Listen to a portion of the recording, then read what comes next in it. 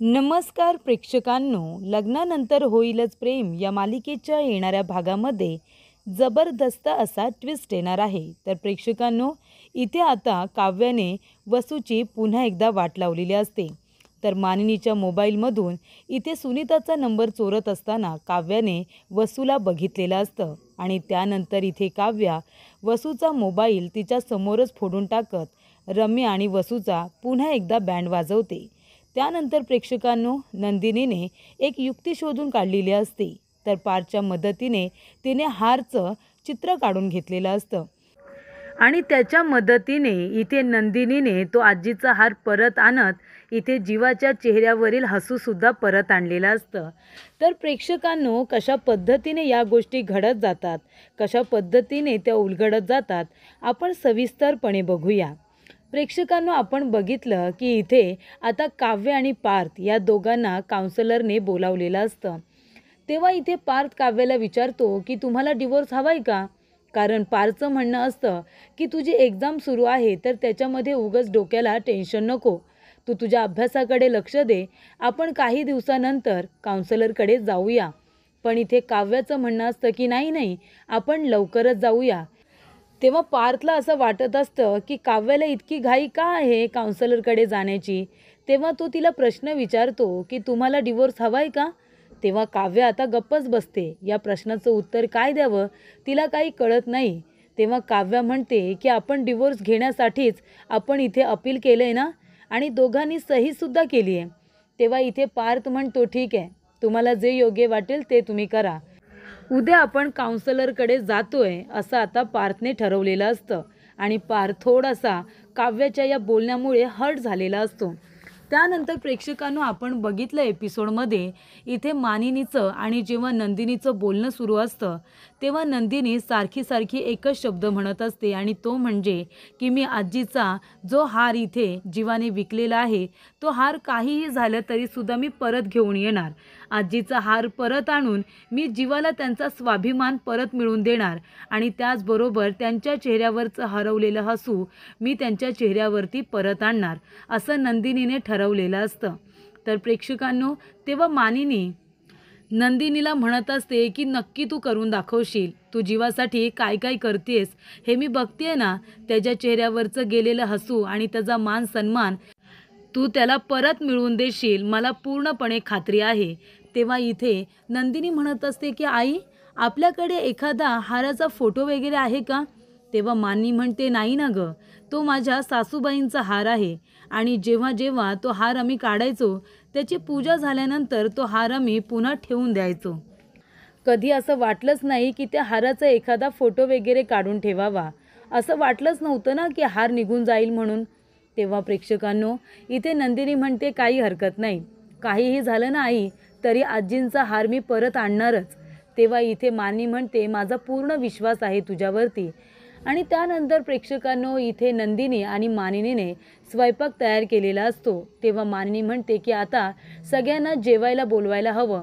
तेव्हा इथे नंदिनी जीवाला फोन करते. तेव्हा जीवा म्हणतो की मी आत्ताच निघालोय, मी थोड्या वेळातच पोहोचेन.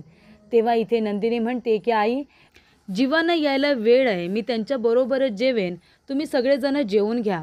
आणि तेव्हा इथे नंदिनी म्हणते की मी जाऊन आपल्या काव्या आणि पार्थ या दोघांना बोलावून आणते. तेव्हा मानी म्हणते ठीक आहे, तू बोलावून आण, तोपर्यंत मी पानं वाढायला घेते. तेव्हा एक एक करून आता सगळेजण जेवायला येतात. तेव्हा इथे आता काव्या रूममध्ये नसते. तेव्हा नंदिनी म्हणत असते की पार्थ जेवायला येत आहे ना, आणि काव्या कुठे आहे? तेव्हा इथे पार्थ म्हणतो की काव्या आताच इथे होत्या, काय माहिती टेरेसवरती गेल्या असतील. आणि तेव्हा इथे नंदिनी आता बघते तर काय, तिथे काव्याचं छान चित्र काढलेलं असतं, ते सुद्धा पार्थने. तेव्हा इथे नंदिनी म्हणत असते की पार्थ, काव्याचं चित्र किती छान आहे हो, कुणी काढलं हे चित्र? तेव्हा पार्थ म्हणतो कुणी म्हणजे मीच काढले त्यांचं चित्र. तेव्हा नंदिनी म्हणते काय, काव्याचं चित्र हे तुम्ही काढलं पार्थ? तेव्हा पार्थ म्हणतो हो, मी लहानपणापासूनच छान चित्र काढतो. तेव्हा प्रेक्षकांनो, नंदिनी म्हणते की वा, तुमच्याकडे तर खूपच कला आहे. त्यानंतर प्रेक्षकांनो, इथे आता सगळेजण जेवायला बसतात आणि नंतर सगळेजण गेल्यानंतर मानिनी, काव्या आणि त्याचबरोबर पार्थ आणि नंदिनी हे आता चौघेजण तिथे उरलेले असतात. तेव्हा हाराचा विषय निघतो. नंदिनी म्हणत असते की पार्थ, आपल्याकडे त्या हाराचा एखादा फोटो वगैरे नाही आहे. मी काय म्हणत होते, तुम्ही खूपच छान असं चित्र काढता ना. मगाशी मी बघितलं तुम्ही काव्याचं किती हुबेहूब चित्र काढलंय. जणू काही ते जिवंत चित्र दिसतंय. मला असं वाटतं की आई, तुम्हाला माहिती आहे की तो हार कसा आहे. तुमच्या बरोबर डिझाईन वगैरे लक्षात आहे. त्यामुळे तुम्ही ती डिझाईन आहे ना पार्थना सांगा आणि पार्थ तुम्ही त्या हाराचं हुबेहूब तसंच्या तसं चित्र काढा. मग तर चालेल ना, कारण मला ते चित्र हवं आहे. त्याची आपल्याला खूप मदत होणार आहे. तेव्हा पार्थ म्हणतो, नंदिनी, तो हार जर तुम्हाला इतकाच महत्त्वाचा वाटतोय आणि त्याची तुम्हाला आता गरज आहे, तर मी त्याचं तुम्हाला हुबेहूब चित्र काढून देतो. तुम्हाला ज्या पद्धतीने इथे हार परत आणायचा आहे त्याच्यामध्ये आम्ही सगळे तुम्हाला मदत करू. जीवाच्या चेहऱ्यावरील गेलेलं हसू परत आणण्याची जबाबदारी फक्त तुमच्या एकट्याची नाही आहे, कुटुंब म्हणून ती आमचीसुद्धा आहे. तेव्हा इथे नंदिनी म्हणते, आई तुम्ही सांगा बरं तो हार कसा होता आणि तुम्ही ते डिझाईन तयार करा. तेव्हा इथे मानिनी सांगत असते आणि तसं तसं इथे पार्थ आता त्या पद्धतीने चित्र काढत असतो. तेव्हा इथे मानिनीने आता परफेक्ट इथे हुबेहूब वर्णन केल्यानंतर पार्थने ते चित्र काढलेलं असतं आणि तेव्हा प्रेक्षकांनो इथे आता पार्थची कलाकृती बघून नंदिनी आणि काव्या इथे आता आश्चर्याने त्याच्याकडे बघत असतात. कारण त्याने खूप सुंदर असं हाराचं वर्णन ऐकल्यानंतर ते चित्र काढलेलं असतं. जणू काही खराखुरा हार त्या पेपरवरती ठेवलाय असं त्यांना वाटत असतं. आणि त्यानंतर प्रेक्षकांनो इथे आता पार्थ म्हणत असतो की हे घ्या नंदिनी, असा आहे आपल्या आजीचा हार. तेव्हा प्रेक्षकांनो नंदिनी लगेच त्या हाराचा फोटो काढते आणि सोशल मीडियावरती टाकून देते. आणि मग त्याच्यावरती तिने लिहिलेलं असतं की हा हार ज्या व्यक्तीकडे असेल त्या व्यक्तीला बक्षीस तर दिलं जाईलच, पण त्या हाराची किंमतसुद्धा दिली जाईल. आणि तेव्हा प्रेक्षकांनो आता नक्कीच याची आपल्याला काहीतरी मदत होईल असं नंदिनीला वाटत असतं.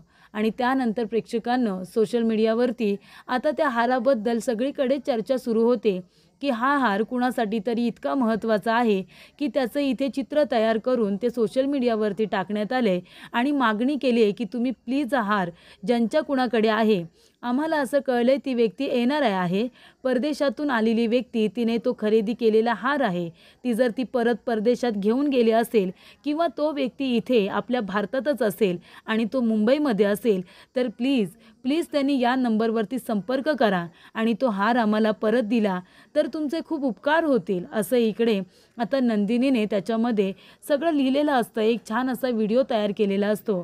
त्यामुळे प्रेक्षकांनो तो हार आता कुणासाठी तरी इतका महत्त्वाचा आहे ही गोष्ट आता येणार काका म्हणजे कोण, तर इथे आपले महाजनी काकांनीच तो हार खरेदी केलेला असतो.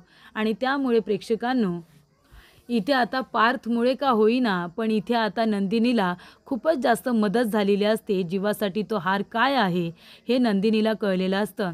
कारण त्याला दुसरं कसलंच रिग्रेट नसतं की त्याने त्याची जमीन नावावरची विकून टाकली, त्याने त्याच्या FDs मोडल्या, त्याने त्याचे दागिने विकले, त्याचं त्याला रिग्रेट नसतं. जेवढं त्याला आजीचा हार मी का विकला याचं त्याला वाईट वाटलेलं असतं. आणि त्यामुळे इथे नंदिनी त्या हारासाठी आता खूप प्रयत्न करते आणि शेवटीला तिला यश येतं. प्रेक्षकांनो इथे आता नंदिनीला यश आलेलं असतं आणि इथे आता नंदिनी सोशल मीडियावरती तो फोटो वगैरे व्हायरल करत असते. आणि एका बाजूला इथे आता सगळेजण खाली असताना वसुंधरा आपलं काम करत असते. तर वसुंधराने ठरवलेलं असतं की आता मानिनीची मैत्रीण सुनीता, तिचं नाव तर कळलंय पण तिचं आडनाव काय हे तिला माहिती करून घ्यायचं असतं आणि प्लस तिचा मोबाईल नंबरसुद्धा काढून घ्यायचा असतो.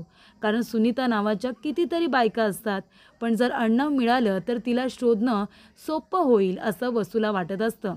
आणि त्याचबरोबर प्रेक्षकांनो मानिनीच्या मोबाईलमधून तो 3 नंबरसुद्धा काढून घेत असते. तेव्हा रम्या आणि वसू दोघीजणी मानिनी खाली असताना तिच्या रूममध्ये जातात आणि तिथून आता इथे मानिनीचा फोन घेऊन त्याच्यामधून सुनीताचा नंबर काढून घेत असतात. तेव्हा वसू हे काम करत असताना बरोबर काव्या त्या ठिकाणी आलेली असते. कारण मानिनी काकू म्हणालेले असतात की जा गं काव्या, जरा माझा मोबाईल घेऊन ये. आणि त्यानंतर प्रेक्षकांनो इथे काव्या मानिनीचा मोबाईल आणायलाच तिच्या रूममध्ये आलेली असते. आणि तेव्हा बघते तर काय, इथे वसू मानिनीचा फोन घेऊन त्याच्यामधून सुनीताचा नंबर घेत असते. अर्धे नंबर तर घेतलेले असतात आणि बाकीचे नंबर घेत असतानाच तिथे काव्या येते आणि वसूच्या हातातून तिचा मोबाईल हिसकावून घेते आणि विचारते, तुम्ही इथे काय करताय आणि मानिनी काकूंचा फोन तुम्ही का घेतलात आणि हा कुणाचा नंबर घेताय ते बघू दे. तेव्हा इथे सुनीताचा नंबर वसू आपल्या मोबाईलमध्ये घेण्याचा प्रयत्न करते ही गोष्ट आता काव्याला कळते. काव्य बघते स्क्रीनवरती तर तिथे सुनीता लिहिलेलं असतं आणि तिचा नंबर ती आपल्या मोबाईलमध्ये डायल करत असते. तेव्हा काव्य म्हणते, अच्छा म्हणजे दिवाळीच्या वेळी ह्या इथे आल्या होत्या आणि आमच्यामध्ये जो काही वाद झाला त्यासाठी आता तुम्हाला शोधून काढायचं आहे का की सुनीता कोण आहे आणि नक्की ती कुठल्या व्हिडिओबद्दल बोलत होती, हे सगळं तुम्हाला आता शोधून काढायचं असेल ना मला पुन्हा त्रास देण्यासाठी. तेव्हा इथे काव्य म्हणते, जा जा आत्याबाई जा आणि तुम्ही त्यांना विचारा की कुठल्या व्हिडिओबद्दल बोलत होता, कशाबद्दल तुम्ही तिथे आला होतात, हे सगळं तुम्ही विचारा आणि काहीही तुम्हाला भेटलं ना तर मला येऊन सांगा आणि तुम्हाला जे काही करायचं आहे ते करा, कारण मी घाबरत नाही. मी कशाला घाबरत नाही, कारण मी काही चुकीचं केलेलं नाही आहे. तेव्हा तुम्हाला जी काही माहिती काढायची आहे ना ती तुम्ही काढा, पण आता तुमचा हा मोबाईल राहणार नाही आहे, तुम्हाला दुसरा मोबाईल घ्यावा लागेल हा नंबर डायल करून घ्यायला. आणि तेव्हा प्रेक्षकांनो काव्य आता वसूचा मोबाईल तिच्या हातातून हिसकावून घेते आणि तो जोरात आपटते. त्याच्यावरती ती पायाने सुद्धा त्याला तुडवते आणि म्हणते, मानिनी काकूनी कसा तो पेनड्राईव्ह खलबत्त्यामध्ये ठेचला होता तसा तुमचा मोबाईलसुद्धा मी पूर्णपणे आता ठेचून टाकला आहे. तेव्हा आता याच्यामध्ये तर काही तुम्हाला नंबर वगैरे घेता येणार नाही, त्यासाठी दुसरा मोबाईल तुम्ही घ्या आणि मग हा नंबर तुम्ही सेव्ह करून ठेवा. आता सध्या मी हा मोबाईल घेऊन जाते कारण मानिनी काकूंना हवा आहे. तेव्हा प्रेक्षकांनो इथे काव्य तो मोबाईल उचलते आणि मानिनी काकूंकडे निघून जाते, पण तिने आता वसूच्या मोबाईलची हालत खराब करून टाकलेली असते, पूर्णपणे तिने फोडून तोडून टाकलेला असतो. आणि तेव्हा इथे वसूला खूपच जास्त राग येतो.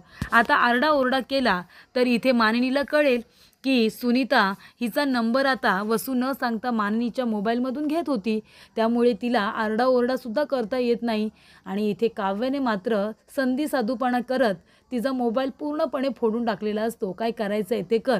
तसंही तिला नंदिनीला त्रास दिला की त्याच्यानंतर काव्याला त्रास द्यायला खूपच जास्त आवडतं. त्याशिवाय तिचं फेवरेट असं काम त्या घरामध्ये काहीही नाही आहे, ते तर सगळ्यांनाच माहिती आहे. आणि त्यामुळे इथे वसू आणि रम्याचा प्लॅन नंबर घेण्याचा जो काही असतो तो काव्याने फ्लॉप केलेला असतो तिचा मोबाईल फोडून. त्यानंतर प्रेक्षकांनो सोशल मीडियावरती आता हाराचा फोटो व्हायरल झालेला असतो.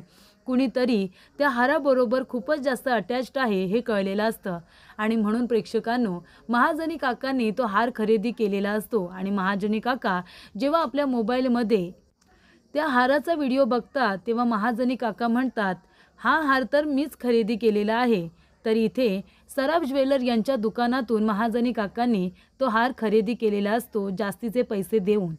त्यामुळे प्रेक्षकांनो तो हार कुणासाठी किती महत्त्वाचा आहे हे व्हिडिओ बघून त्यांना कळलेलं असतं आणि त्यामुळेच त्यांना कळतं आपण खरेदी केलेला हार कुणासाठी तरी खूपच जास्त महत्त्वाचा आहे, त्याच्याबरोबर कुणाच्या तरी भावना जोडल्या गेल्यात आणि तेव्हा त्यांना जीवाचं बोलणं आठवतं आणि त्यांना कळतं की कदाचित हा हार जो मी खरेदी केला आहे तो जीवाने तर विकला नसेल ना.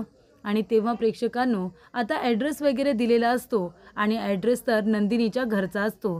तेव्हा महाजनी काका तो हार घेऊन आता नंदिनीला भेटायला येतात, पण त्यांना असं वाटतं की घरी न जाता नंदिनीला मी आनंद निवासमध्येच भेटलो तर. तेव्हा महाजनी काका नंदिनीला फोन करून आता ते म्हणत असतात की मी पुन्हा परदेशात जायला निघालो आहे, त्याच्या आधी मी आनंद निवासमध्ये तुला भेटायला येतो. आणि तेव्हा प्रेक्षकांनो महाजनी काका आनंद निवासमध्ये नंदिनीला भेटायला जातात आणि ते म्हणतात की मी आता चाललो आहे, पण जाता जाता तुला एक गिफ्ट द्यायचं आहे. आणि तेव्हा ते नंदिनीला तो आता आजीचा हार काढून देतात आणि म्हणतात की हा हार बोलतेस ना तू, ज्याच्याबद्दल तू व्हिडिओ वगैरे करून टाकलेला आहेस. तेव्हा मला कळलं की माझ्यापेक्षा हा हार तुझ्यासाठी जास्त महत्त्वाचा आहे आणि जीवासाठी. तेव्हा तुला हा माझ्याकडून गिफ्ट आहे, तू याचे मला पैसे द्यायचे नाही तरच मी हा हार तुला देणार आहे, असं इथे महाजनी काका म्हणतात आणि नंदिनीला तो हार गिफ्ट करतात. तेव्हा प्रेक्षकांनो नंदिनीला खूप आनंद होतो, ती काकांच्या पाया पडते आणि मी आयुष्यभर तुमची ऋणी राहीन असं सुद्धा त्यांना सांगते. तो हार घेऊन नंदिनी जेव्हा घरी येते तेव्हा सगळ्यांच्या समोर जीवाच्या हातामध्ये देते आणि म्हणते, हा घ्या, तुमच्या आजीचा तुम्ही विकलेला हार मी परत घेऊन आले. तेव्हा इथे आता जीवा खूप दिवसानंतर मनापासून हसलेला असतो आणि तो हार तो घेतो आणि विक्रम काकांच्या हातामध्ये देतो आणि म्हणतो की हा हार माझ्याकडे राहिला काय, तुमच्याकडे राहिला काय, पण आता तो तुमच्याकडे जपून ठेवा, माझ्यापेक्षा जास्त तो हार तुम्ही जपून ठेवाल, असं जीवा म्हणत असतो. तेव्हा इथे विक्रम काका म्हणतात की नाही, तो हार खरं तर तूही जपून ठेवशील, पण तुझ्यापेक्षा जास्त तो नंदिनी जपून ठेवेल. तेव्हा हा हार तुम्ही दोघांनी मिळून ठेवायचा, ही जबाबदारी तुमची, असं विक्रम काका आता नंदिनी आणि जीवा या दोघांनाही सांगतात.